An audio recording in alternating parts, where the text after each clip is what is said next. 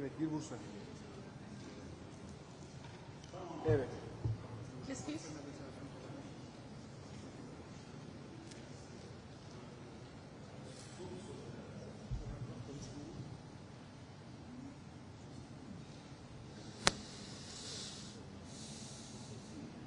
Okay, so like I said this morning, Volodymyr Zelensky held this word. He's present in Turkey today with his counselors, with his minister, with whom I met this morning.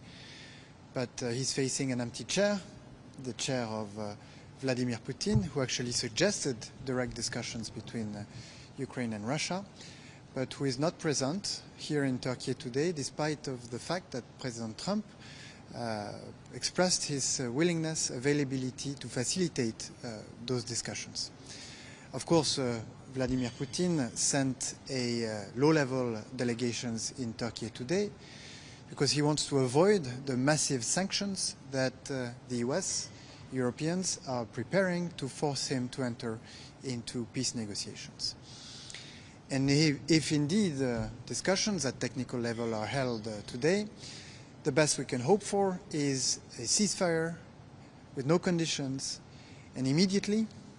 And what we want to avoid at all costs is to fall in the three traps that led the discussions in Istanbul in 2022 to failure. The first trap is to try and have talks under bombs. This is just not possible. And as we've learned from the 2022 discussions, with the Bucha massacre that put an end to those discussions, this will not work. So we need a ceasefire for peace discussions to be held. The second trap is to try and prevent Ukraine from being able to ensure its own security once a peace is reached. This means allowing Ukraine to have the military strength it needs to deter further aggression. This also means allowing Ukraine to choose its security partners in the future. And the third trap, not to fall into, is of course to lift the sanctions ahead of discussions rather than at the end of discussions. This choice was made in 2022 and led to the failure of the discussions. So again, discussions that will be held, hopefully be held later today, the best we can hope for is an immediate ceasefire. And what we need to avoid is the traps that led those discussions 3 years ago to the failure.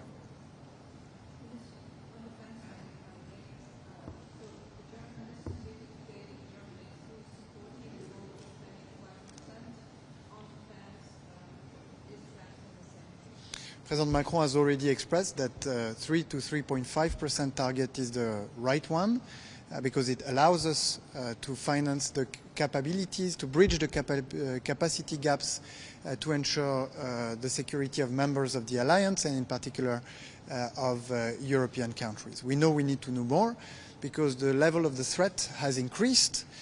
We've seen this throughout those 3 years since Russia launched its war of aggression against Ukraine. And we see the threat rising beyond Ukraine. And I want to highlight the importance of what happened in Estonia, where for the first time, Russia responded to economic sanctions by members of the alliance with military action. This is a testament to the level of the threat that we're facing on the eastern flank of NATO. And at the same time, our American allies have expressed their willingness to shift part of the responsibility of European security to Europeans, something that we welcome because we want to develop our vision, our capacities in NATO, and this means building a European pillar. And this requires to raise our defense spending.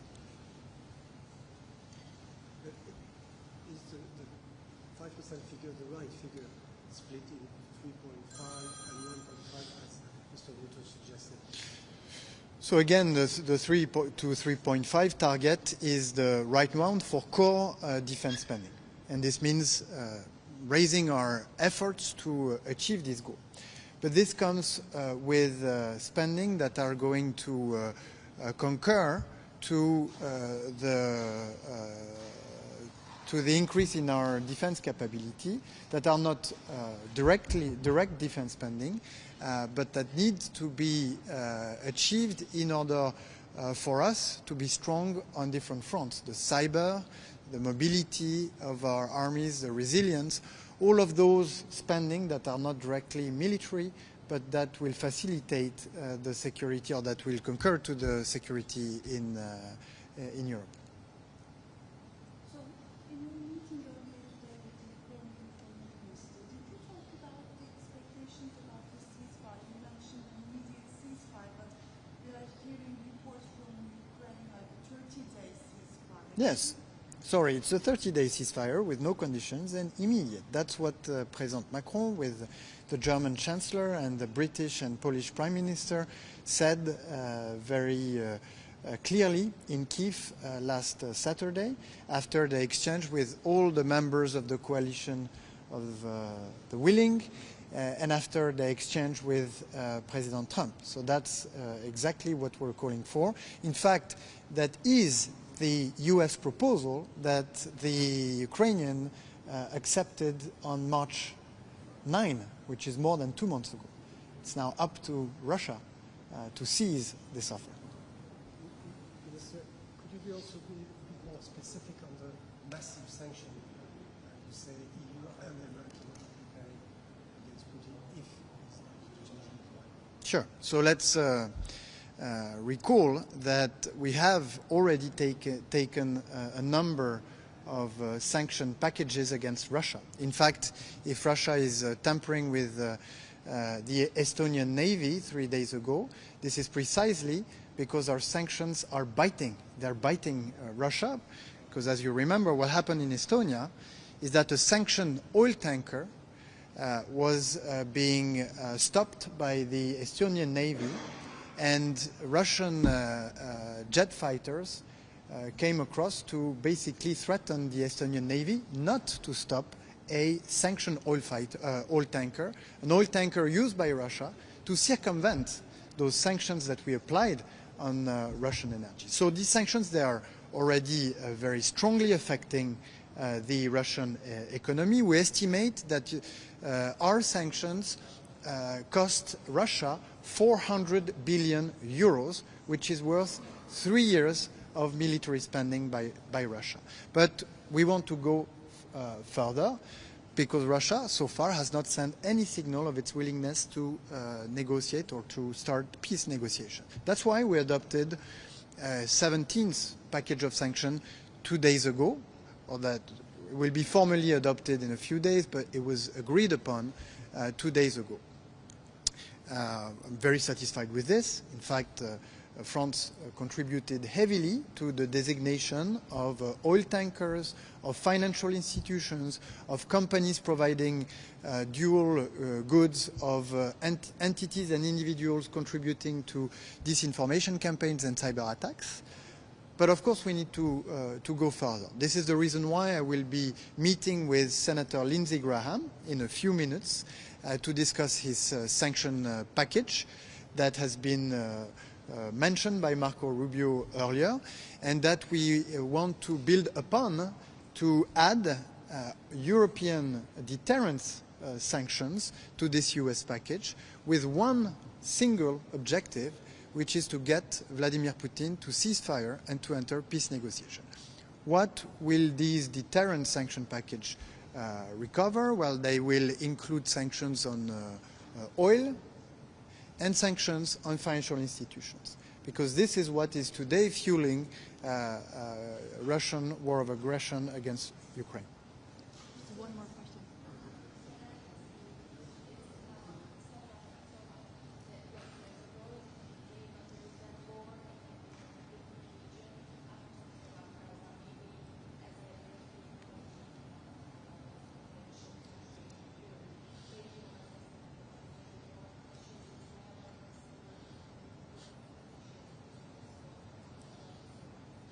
Well, I will say three things.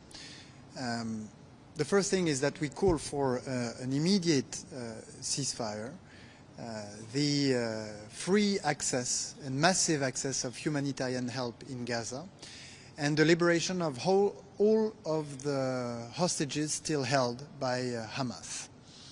I will then say that the situation in Gaza on the humanitarian front is catastrophic because of the blockade that lasts for more than 2.5 months, that has led to a very dire situation that is not acceptable and that has to stop.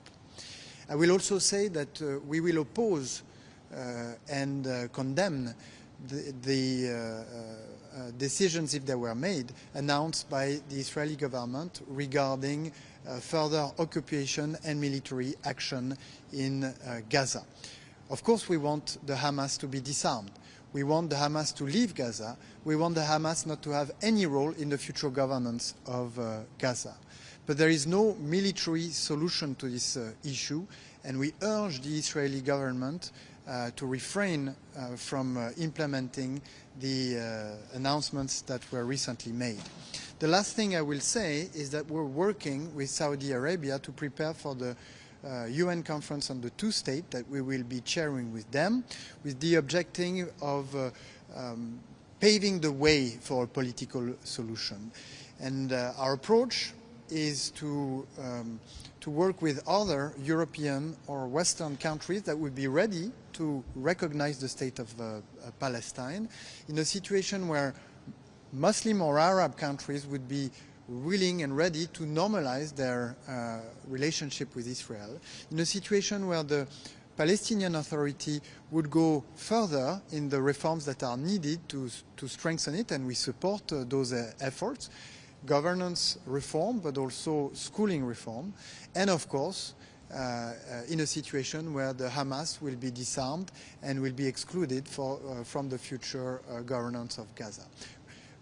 We think that we have a momentum to bring all this together, which will not only be a symbolic moment, but also a milestone, an important milestone on the path towards a political solution that will allow the Israeli and the Palestinians to live side by side in peace and in security. I thank you very much. Thank you very much.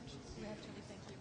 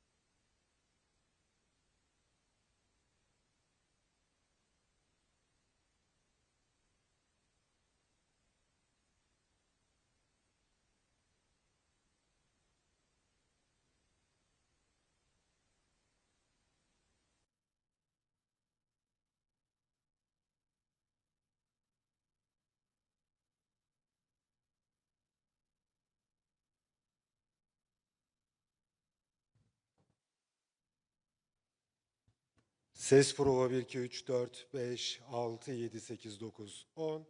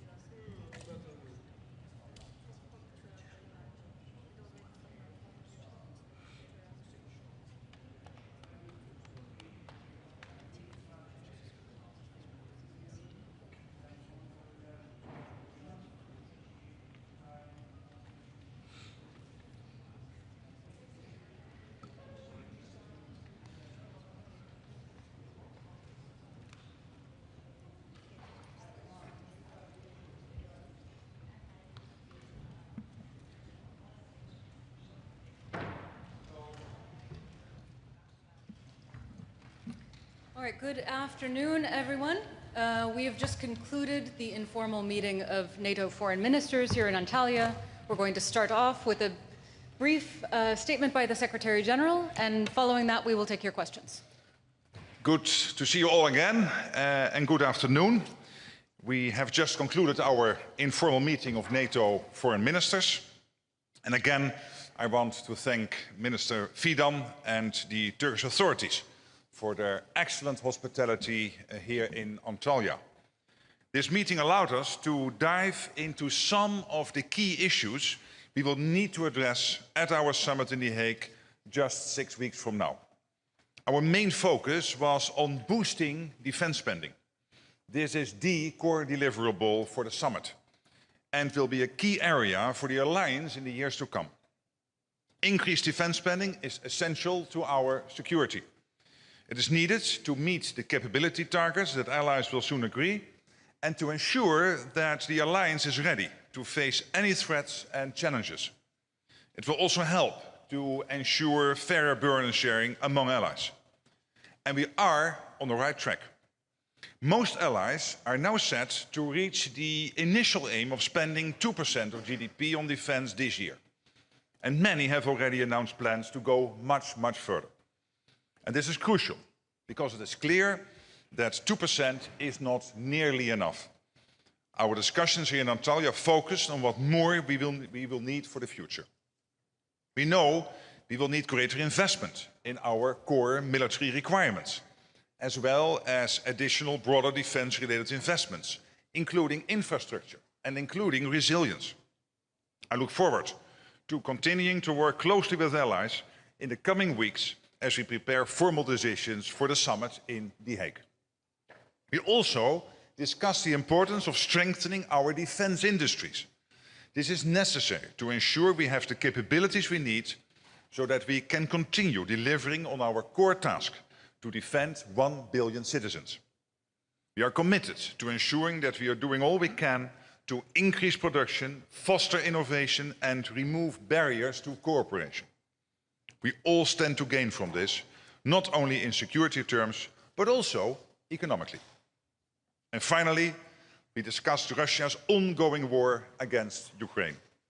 We reiterated our full support to President Trump's urgent efforts to bring the war to a just and lasting end as soon as possible. This is a priority that we all share. We reaffirmed our long-term support for Ukraine. This is not about fueling the war, it is about ensuring that Ukraine can defend itself today and into the future. And with or without a settlement, it is clear that our support to Ukraine will continue to be important to ensure a lasting peace. All of this, increased investment in defense, enhanced defense industrial capacity, and continued support to Ukraine will help safeguard stability across our Euro-Atlantic area. And with that, I look forward to take your questions. All right, we'll start with the front row all the way on my right. Is it working? Thank you. It's Sabine Siebold with Reuters. Good to see you. Thank you. Sec-Gen, do you see the incident in the Baltic Sea off the Estonian coast, which involved a Russian fighter jet, as an escalation? And what does NATO intend to do about this? And how will the alliance react to it?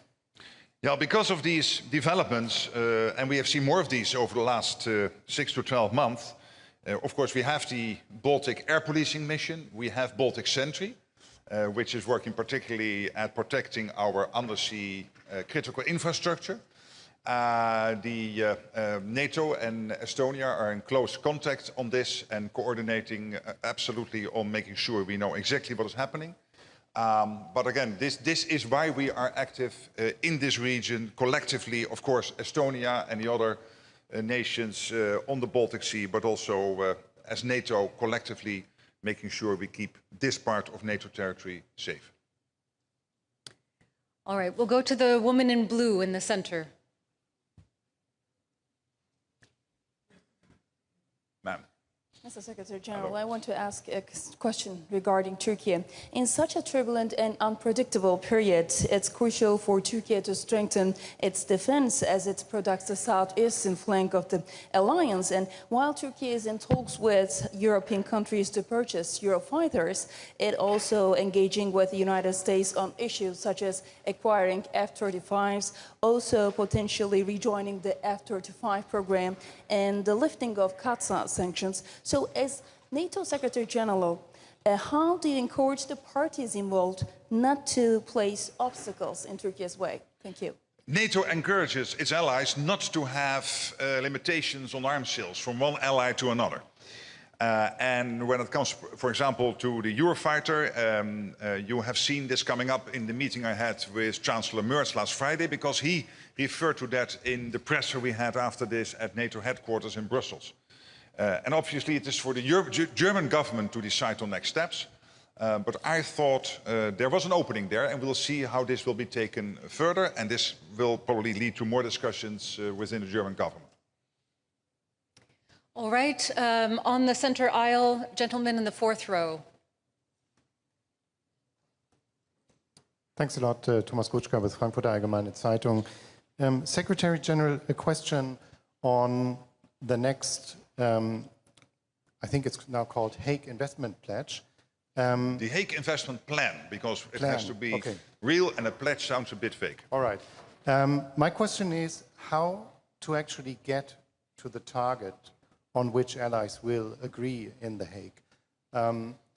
In your view, does it need to be underpinned by a clear and credible path for each member state, which would then also mean that NATO would review progress annually and report back where member states are, which is the procedure where we are now, but that was not how, for instance, it started with the Wales investment pledge from 2014, where no path was set. So what's your view on this? As you are from Germany, let me start by saying that Germany is really taking the lead here. Also today, it is clear that the German government has committed to spend much more on defense, and really wants, also when it comes to this debate, how collectively, as NATO, we will be able to face all our threats and challenges, that Germany is clearly taking the lead on this. And I'm very happy about this, because it is the biggest economy, it's the biggest economy in Europe and the second biggest economy in NATO after the United States. Of course, these discussions are still ongoing, but my assumption is, and I'm quite confident, that in The Hague we will commit to an ambitious spending target. It might be a target on the core defense spending, but also a clear commitment on defense-related investments.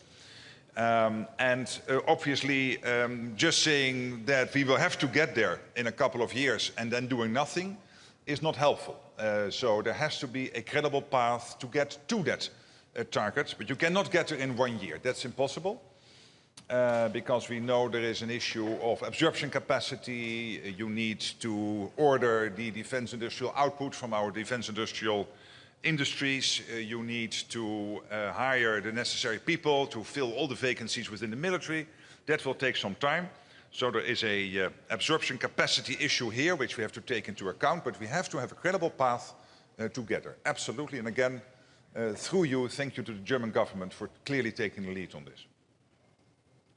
All right, we'll go just in front of him in the third row.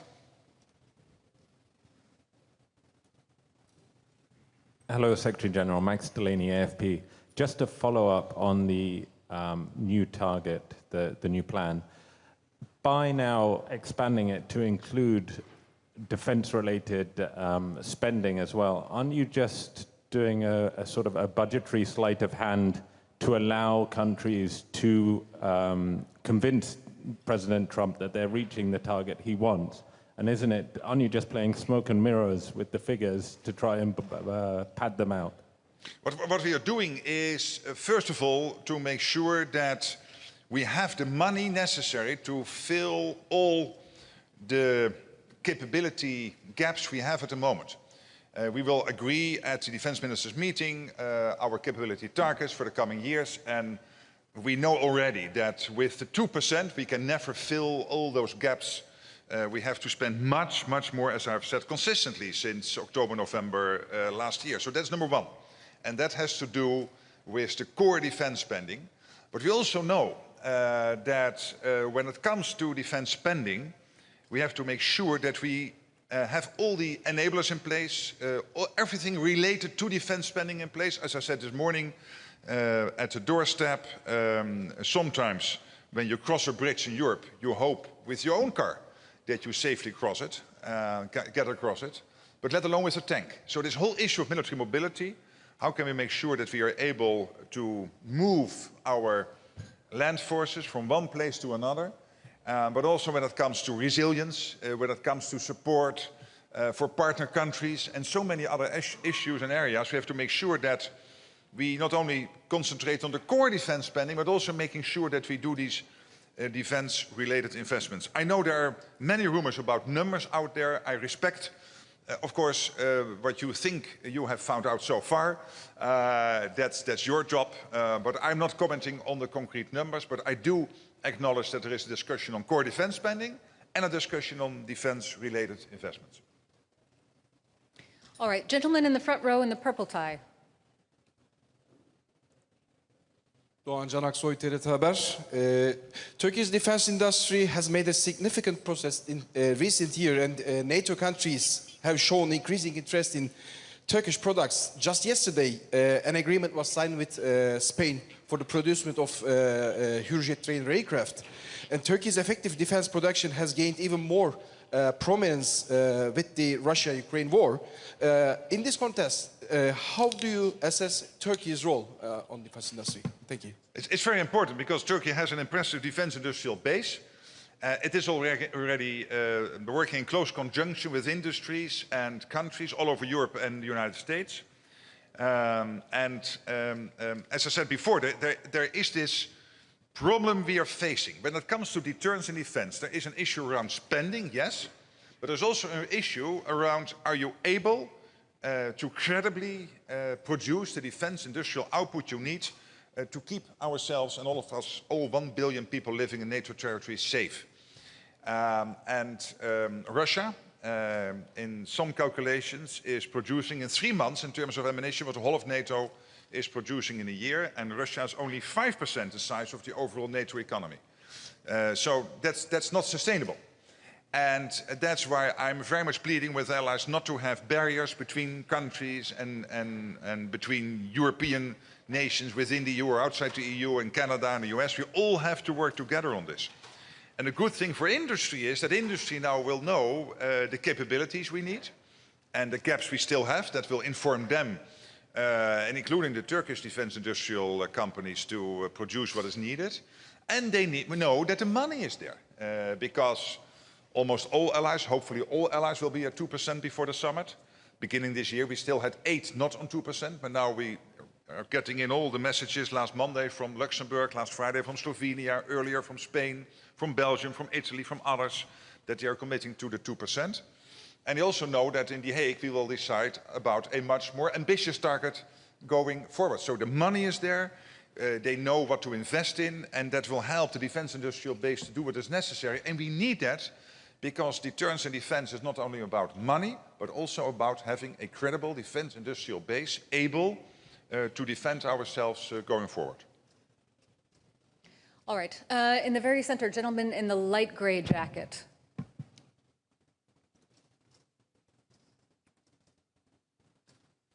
Mr. Secretary General, would you like to see... The microphone is... Sorry. Yeah, great. Work better now. Would you like to see the upcoming summit communique clearly stating that Russia is the most important threat for all the allies, the entire alliance? And do you expect this to happen? Well, clearly, in the strategic concept and in the Washington Declaration and in every press conference I am giving, we repeat that Russia is the long-term threat. We repeat that China is rapidly building up its armed forces, which is, of course, a big concern. They will have 1,000 nuclear warheads by the end of the decade. And we repeat that terrorism is also one of the areas NATO is focusing on, because terrorism is a core task for NATO to fight terrorism. And we are here in Turkey. This country has been hit by terrorism, but also other countries in NATO have had their share of terrorist attacks over the last decades. And so all these threats are there. I will keep on repeating them based on the language we have agreed. And I expect for the NATO summit in The Hague to really focus very much on defense industrial production, focus on the defense industrial plan, so to make sure that the money is there, that the products are there, focusing on Ukraine, and then what exactly will be the format of the conclusions of the communique. We'll see what is the best way to play that. All right, and then just in front of him, the woman in the beige jacket.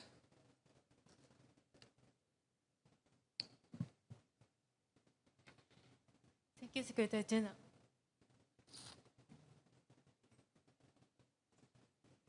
It's working. Sorry. Yeah, it's working.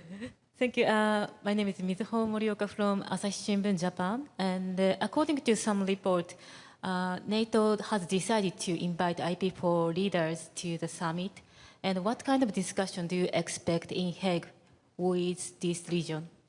There are no announcements at this moment about invites other, of course, than the 32. So as soon as that is ready to make those announcements, we will make them. But more generally speaking, when it comes to the partners in the Pacific, that is a very important relationship for NATO.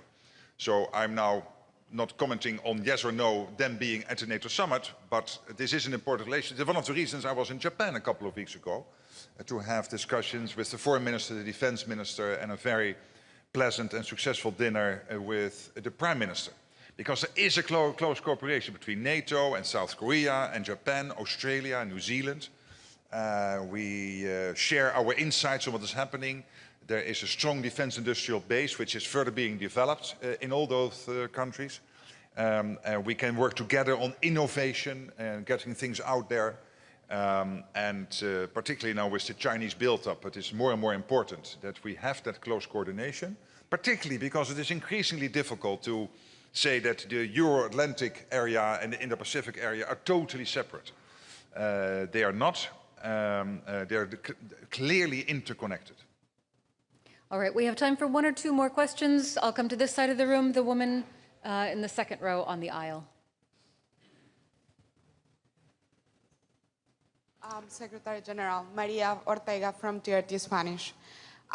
Turkey is hosting two big meetings today, here at NATO, and as we all have our eyes also in Istanbul. So two questions.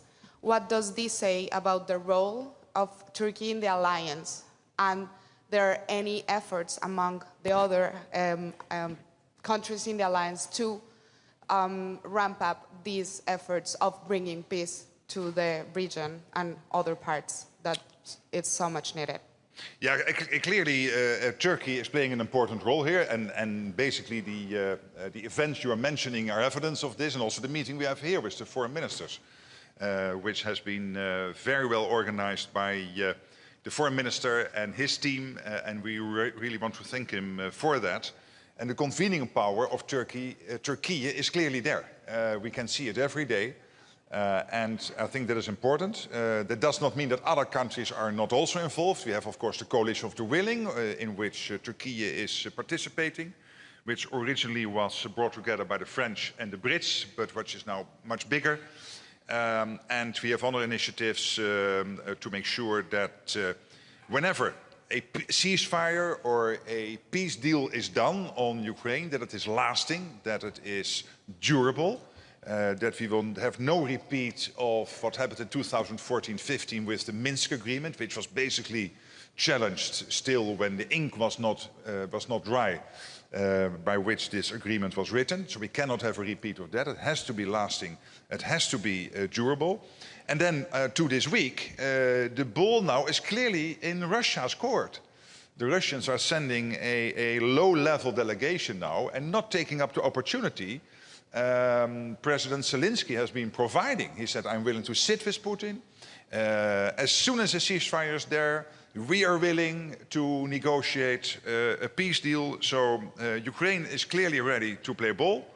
But that ball is now in the Russian court, and I'm really thankful for the fact that the United States is laser focused.